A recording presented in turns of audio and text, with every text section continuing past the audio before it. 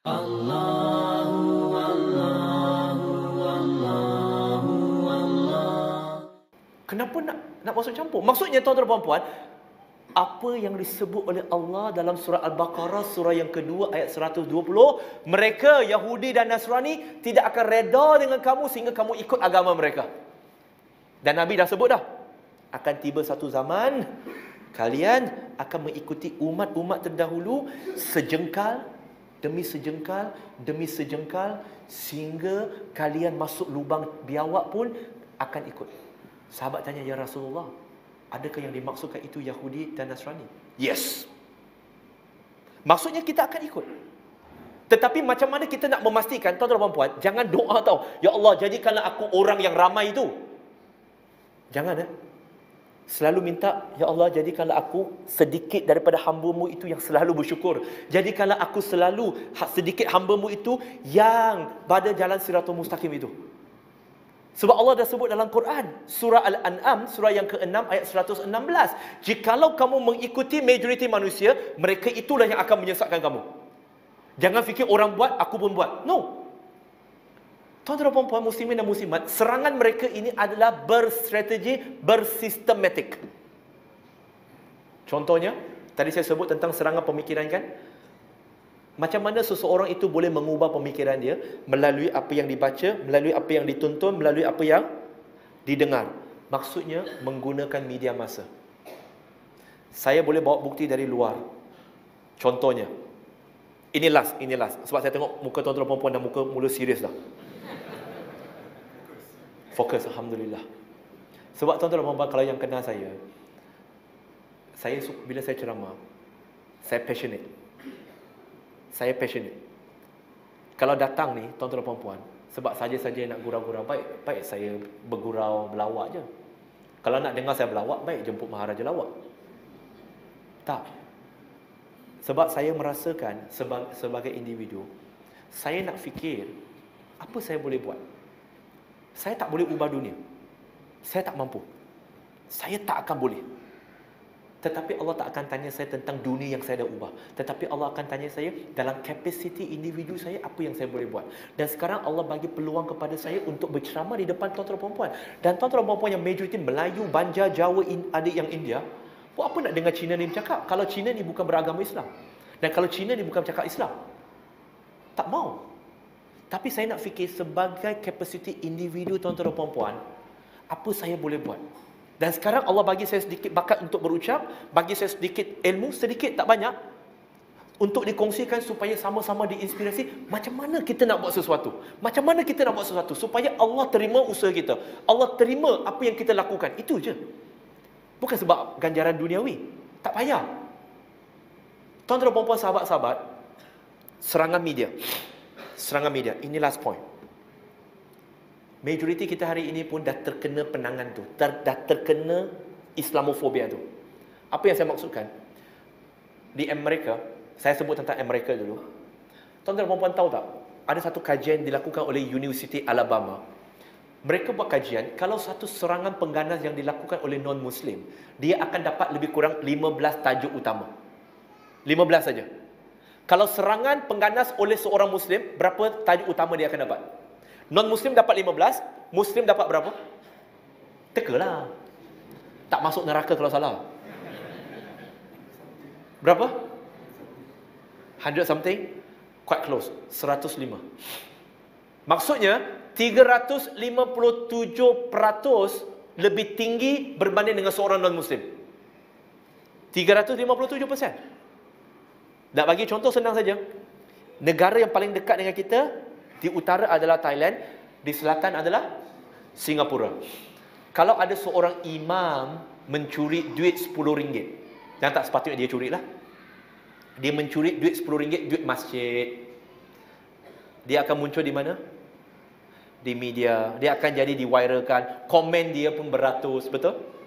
Yes. Saya nak tanya tuan-tuan dan puan-puan, pernah baca tak satu laporan media di sebelah selatan tanah air, di Singapura, seorang pastor beragama, pastor tu Kristian, seorang pastor yang bernama Pastor Kong Hee, dia telah songlap duit gereja sebanyak 50 juta Singapura dolar. Pernah baca tak? Tahu kenapa tak pernah baca? Sebab tak dia untuk berlaku adil, mereka ada laporkan, tetapi laporannya sekadar bintasan macam tu saja. Tapi kalau Muslim, laporan tentang perkahwinan bawah umur selalu kena siapa? Nabi kena satu hal. Yang selalu kena ialah orang Islam. Tapi tuan-tuan dan puan-puan tahu tak, mengikut statistik dari segi peratusan, perkahwinan bawah umur yang melibatkan non-Muslim itu jauh lebih tinggi berbanding dengan Muslim. Tapi selalu yang kena siapa? Tahniah, welcome to the club. Itu cara mereka secara sistematik. Tapi tuan-tuan dan puan-puan tak perasan. Tahu tak kenapa semua ini adalah bersistematik? Tuan-tuan dan puan-puan, perasan ke tidak, boleh dikatakan hampir setiap hari, InsyaAllah hampir setiap hari, pasti akan ada berita tentang orang Islam yang teruk ataupun Muslim yang teruk di satu ceruk mana yang kita tak tahu pun. Tapi media-media ini, dia boleh cari berita itu, jadikan berita di Malaysia. Apa kena-mengena apa yang berlaku di Afrika dengan kita? Nothing to do dengan kita. Tetapi akhirnya, diletakkan kat sini. Tahu kenapa tuan-tuan dan puan-puan? Sebab bila serangan media ini, saya dulu dari media. Bila serangan media ini bertalu-talu, sehingga kita jadi lidah pun kelu, tak mampu nak menjawab, kita yang dah tua ini, bukanlah tua mana. Tapi untuk remaja, kanak-kanak, yang bila dibaca ni, mereka pun tak tahu macam nak jawab, akhirnya, dia akan mula rasa malu dengan Islam. Teruknya Islam, kahwin dengan kanak-kanak. Walaupun faktanya ialah, mereka kahwin lebih ramai, bawah umur.